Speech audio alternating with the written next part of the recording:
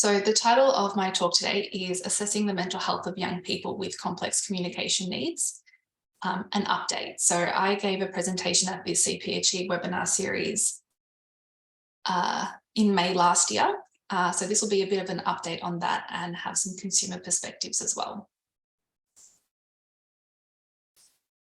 So just a quick refresher of some concepts. Complex communication needs refers to when someone is unable to use speech to meet their daily communication requirements. And a person with complex communication needs might use augmentative and alternative communication methods, which can be high-tech like speech-generating devices or low-tech like communication books. And others use no-tech or unaided methods like gesture and manual sign.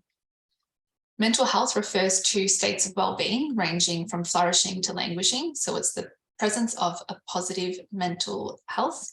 And mental health problems is a broad concept that encompasses less serious mental strain and then more severe symptoms that fulfill criteria for a diagnosable mental illness or mental disorder. So why is it important to do some research into mental health in people with disability?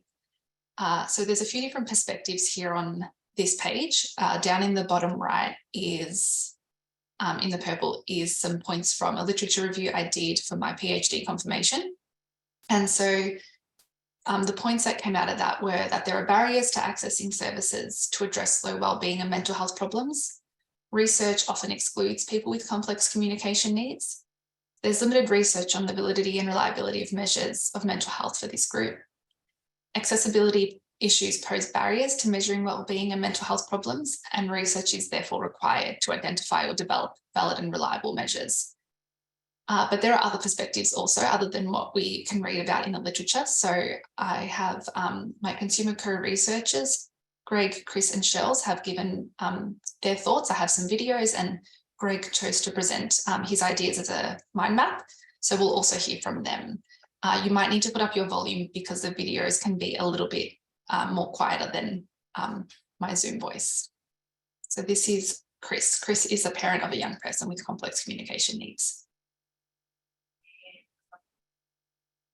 Find the right person that has a background in that health and has that background understanding kids that use A and C.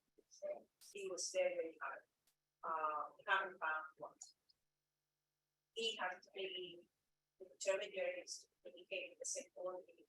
Then if my son say yes or no, or what he is trying to say. So doing research on these and making people aware of how important it is, it will be making most likely disabilities that need our attention, and will make people professionals aware of how much support they and how much more they support. And from Shells. People using AAC can be self-conscious and that may lead to anxiety.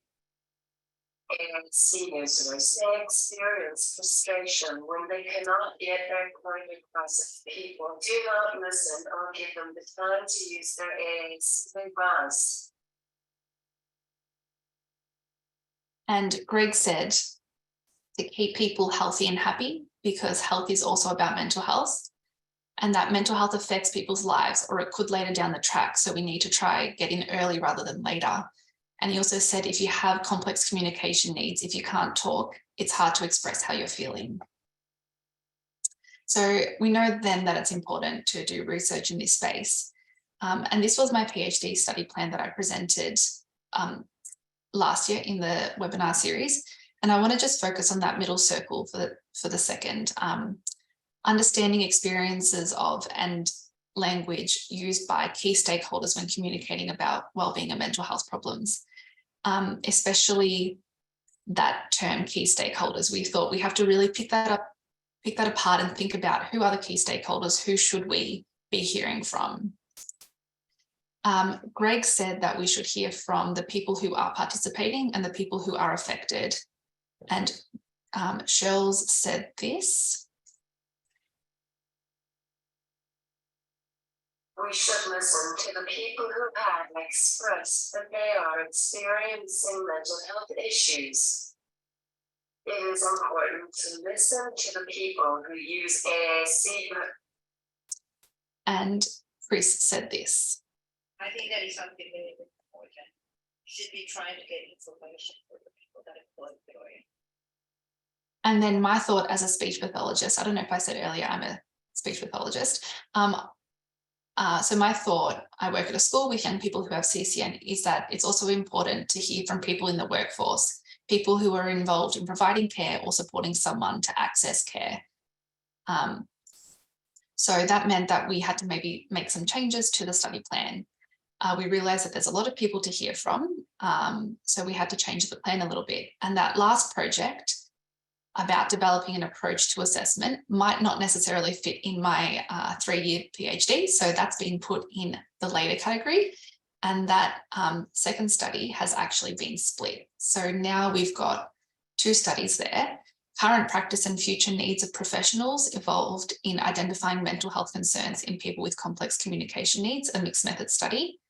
And then what does mental health mean to young people with complex communication needs, and how do they share their mental health experiences with the people around them, a qualitative study.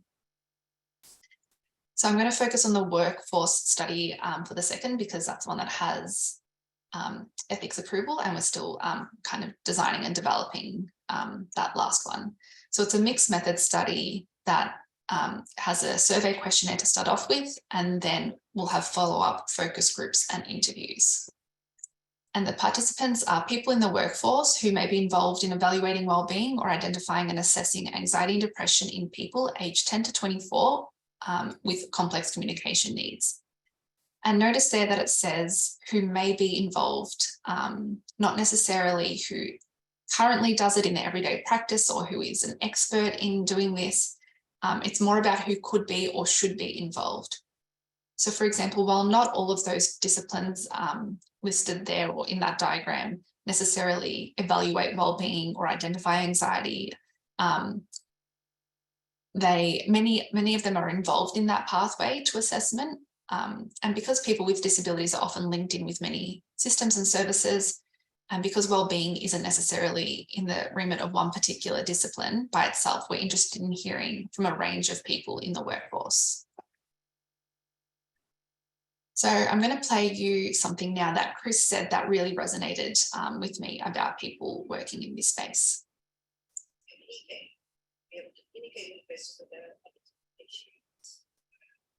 Which means you need to be able to speak their language. If they use our communication, they should be able to use it with them to gain information. And you also need to have that background in mental health, both combined. And so I thought that was a really good point about having people who feel confident communicating with young people with CCN, who are familiar with having conversations that involve AAC, but also have a background in mental health. But I think that's tricky to find. I know in Chris's experience, she said that she's found it quite challenging to find that person for her son. So I wondered what the workforce might need to be able to reach that ideal. And this list is honestly just a bit of a brain dump. It's a very rudimentary list of some things we might need. But part of the reason that I'm interested in this research is that I want to make sense of those ideas in a bit more of a methodical way. So some ideas were maybe we need some protocols around what consultations should look like for AAC users, a communication support person present at appointments, a screening tool, PD, guidelines, clinical care pathways. Maybe we need someone to be accountable for checking on wellbeing. But that's why I thought it was important to know about the needs of the workforce so that we can make a bit more sense of some of these ideas. And so then I thought also important to hear what other people think, what other people want to find out, I guess. And some of these things we might be able to find out in the current study or in other parts of my PhD or in other research altogether. But Greg said that it's hard to talk about, as in mental health is hard to talk about, and some people don't want to open up. So we thought maybe that we needed to look for ways to talk about it for people with complex communication needs. Greg suggested a diagram or something to help people. And then I thought maybe health professionals will need to then know how to use those diagrams. And Cheryl said that she wants to find out about, let's hear it. To gain an understanding of the supports that someone with mental health issues may need, along with an understanding of how to promote good mental health and prevention initiatives to help people to stay well. In particular, people who use AAC, especially younger people whilst they're at school. And Chris said, potentially modify and make things more inclusive. so just to finish up, geez, that 10 minutes goes quickly. I just wanted to show you the recruitment for the workforce study. If anyone here is eligible or knows anyone who might want to participate, there's a 15-minute survey, a QR code there, a link. I'll also put the link in the chat. And if you have any questions, you can pop them in the chat as well or email me.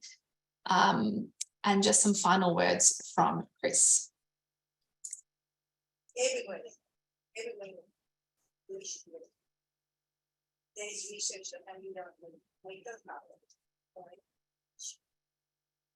Thanks, everyone.